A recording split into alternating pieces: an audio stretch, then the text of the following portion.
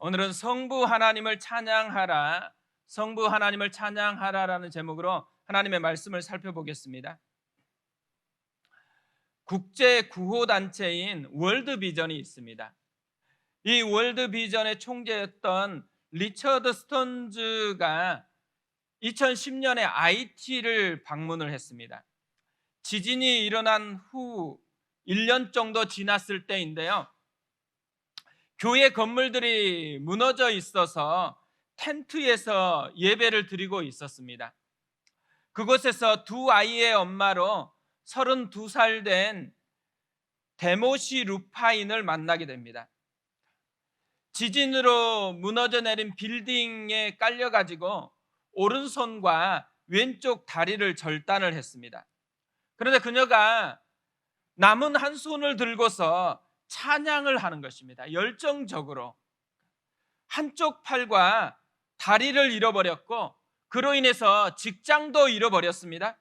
그런데도 그렇게 열정적으로 찬양을 하고 있는 것입니다. 이 찬양하는 모습이 너무 감동스러워 가지고 예배가 끝나자마자 그녀에게 가서 물었습니다. 어떻게 이런 상황에서도 찬양을 할 수가 있습니까? 그녀가 이렇게 대답을 했습니다. 저는 작년 1월 12일에 주님을 영접했습니다. 오늘 제가 전심으로 기쁘고 감사한 것은 주님이 저를 구원하셔서 영생을 주신 것 때문입니다. 당장 천국에 가도 되었을 나로 하여금 이렇게 더 살게 하신 것은 두 딸을 키우라는 사명과 몇 년 더 이 땅에서 주를 섬기라는 하나님의 뜻으로 압니다. 사는 게 힘들기는 하지만 저는 제가 받은 구원이 진심으로 감사합니다. 세상에서는요, 대부분 조건이 만족될 때 기뻐하고 감사한다라고 이야기를 합니다. 근데 기독교 신앙은요, 조건과 상관없이 기뻐할 수 있다라는 거예요. 조건이 더 나빠졌어도 감사할 수 있다라는 거죠. 조건과 전혀 상관없이 찬양할 수 있다라는 것입니다. 잘 나갈 때가 되면 그때에 감사하고 찬양하겠다고 말하는 사람은 많아요.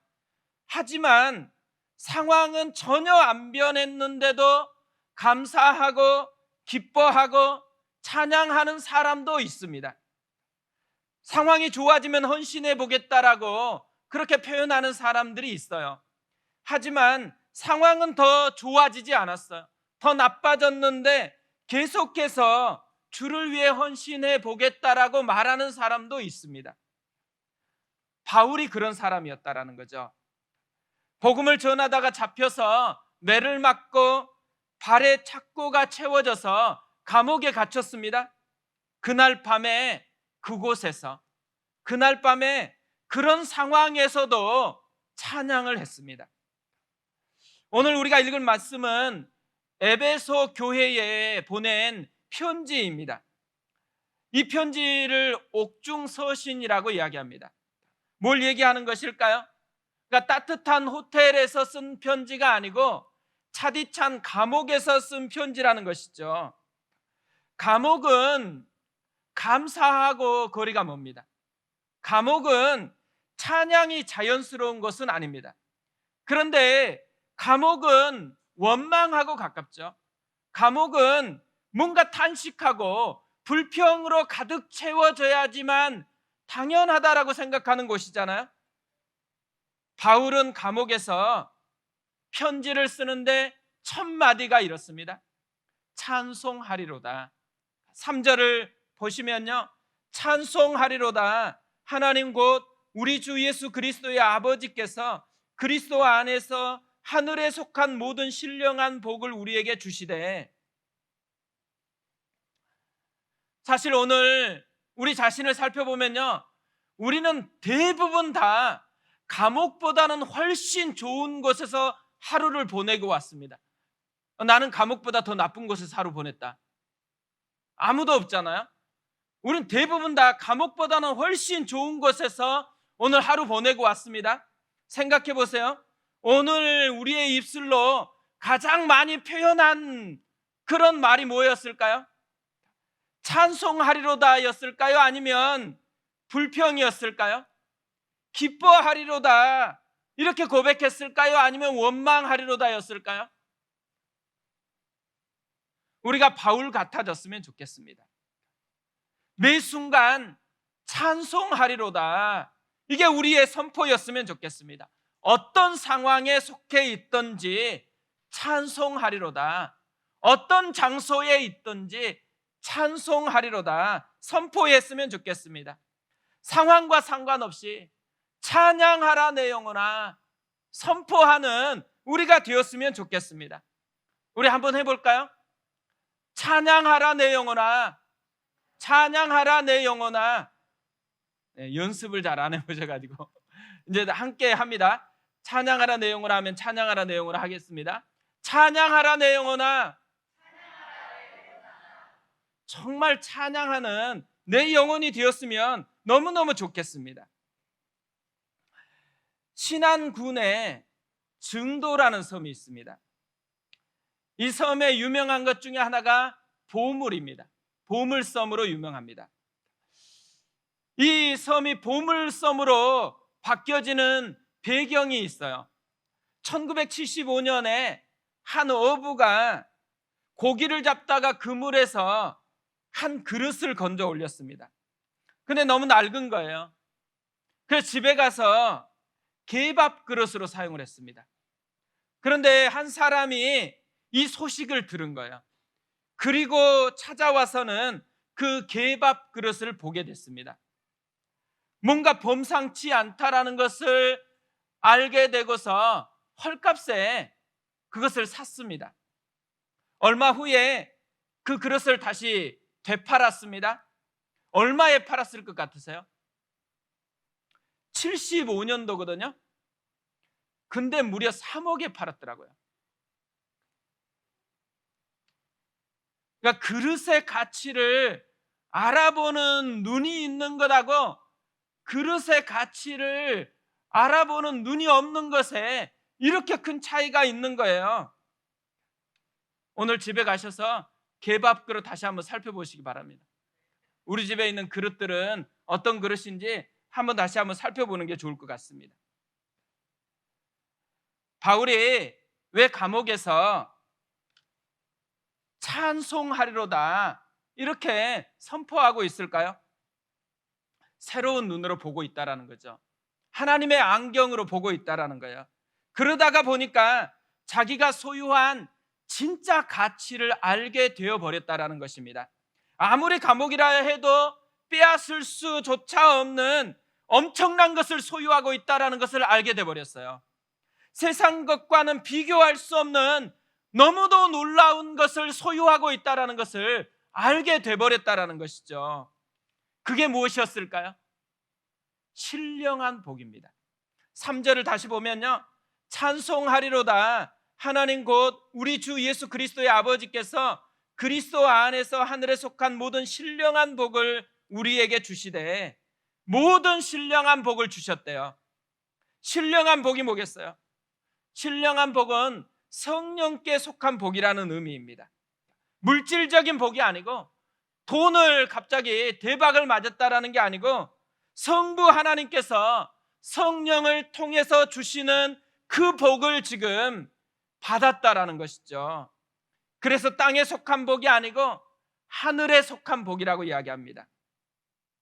성공했기 때문에 누리는 게 아니에요. 실패했어도 여전히 누릴 수 있는 복이에요. 합격했기 때문에 누리는 복이 아니에요. 떨어졌어도 여전히 누릴 수 있는 복입니다.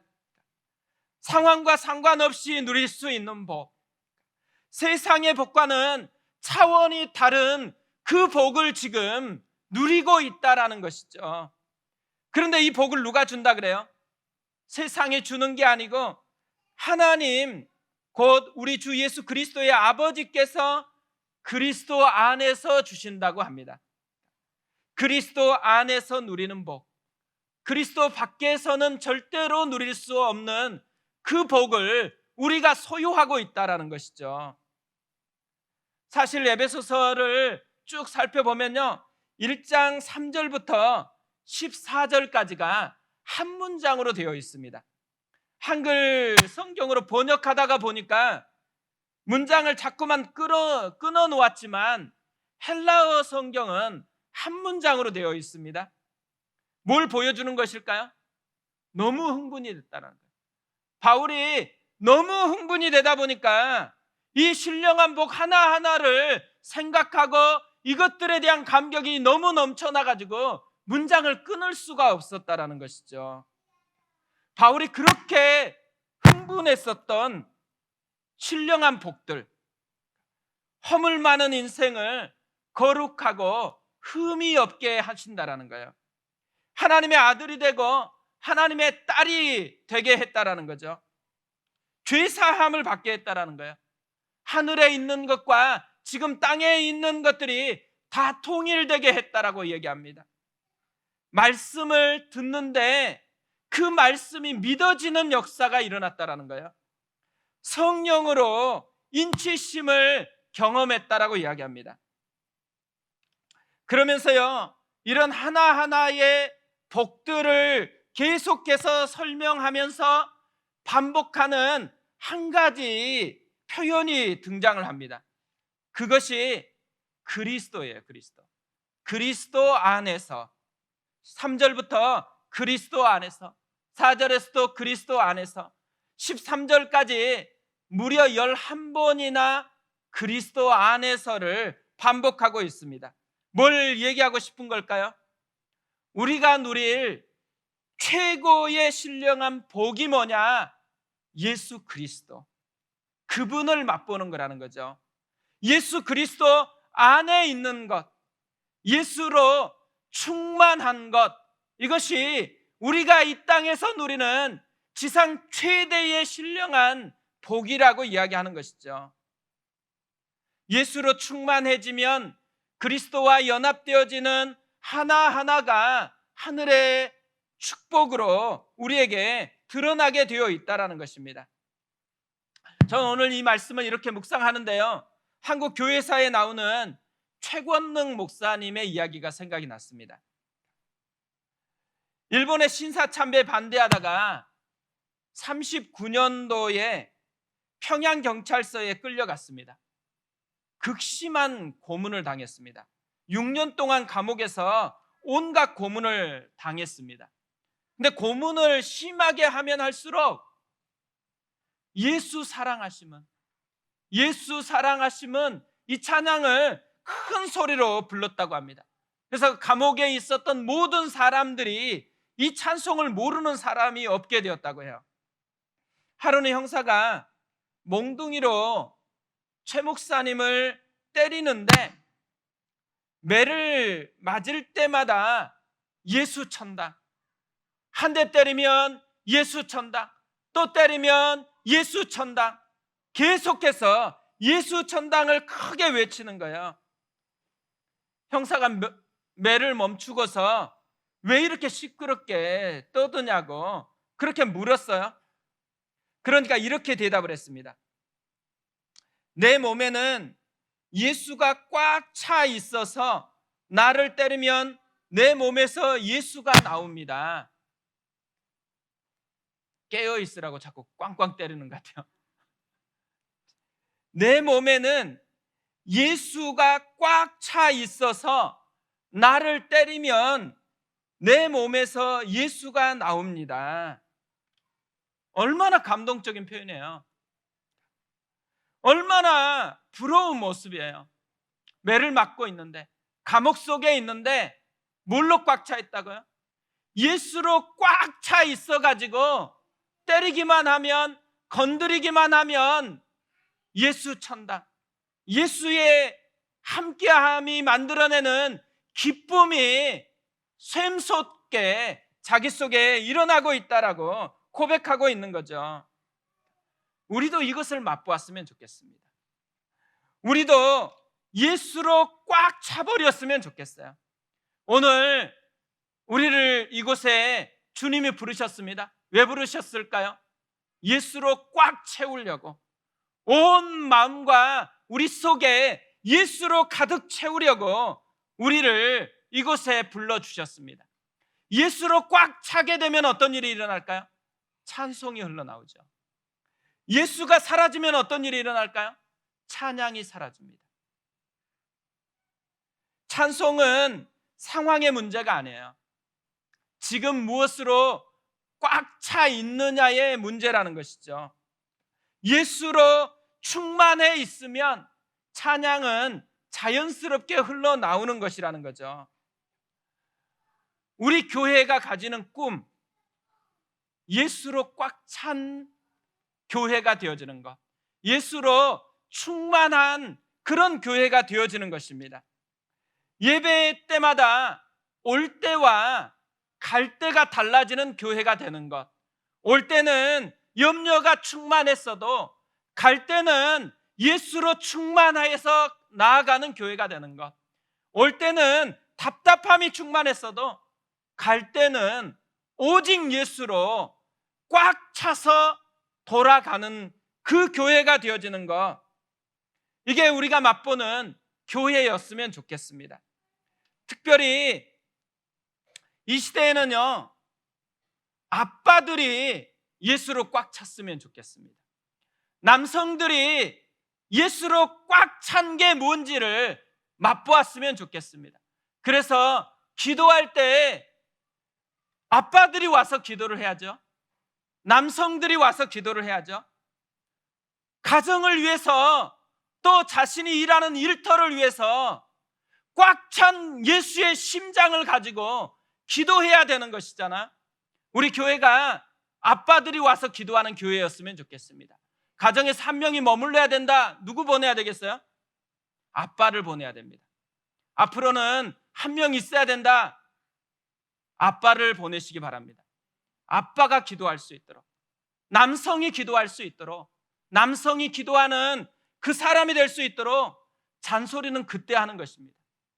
기도하지 않고 있으면 잔소리를 해야 되겠죠. 하나님 앞에 기도하는 사람이 되어지는 그런 모습이 됐으면 좋겠어요. 우리 아이들이 예수로 꽉 찼으면 좋겠어요. 예수가 꽉 차 있는 아이들은 찬송을 할 거예요. 예수가 꽉 찬 아이들은 반드시 기도하기를 원할 것입니다. 그래서 우리 아이들이 와서 기도하는 아이들이 됐으면 좋겠어요. 하나님 앞에 기도하는 것으로 인해서 하나님의 충만함이 가득 채워지는 그런 아이들이 되어졌으면 좋겠습니다.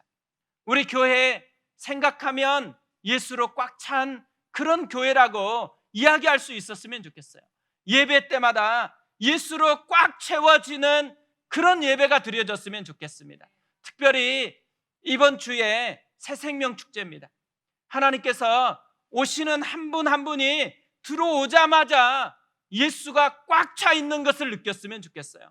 그냥 오자마자 왠지 마음을 만지시는 예수님의 손길을 경험하는 그런 은혜가 있었으면 좋겠습니다.